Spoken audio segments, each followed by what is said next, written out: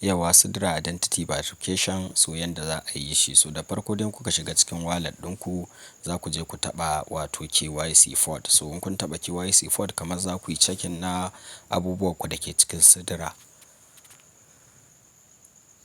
So daga nan za ku ga ya nuna muku wannan identity verification ɗin a cewa za ku danna so kamar yadda kuke gani yadda ake cike wannan sabon update din na Sidra Chain, kamar yadda muka sani so sun kawo wani sabon update suka ce za a sake identity verification, suka ce upload photos, ID card, documents, selfie and open verification akan wato wannan sabon abin da suka kawo. So kamar yadda kuke gani still yanzu mun cike wannan account din, so duk da account din tutorial ne mun cike shi da wado national ID card na wani so yaro da muke amfani da shi.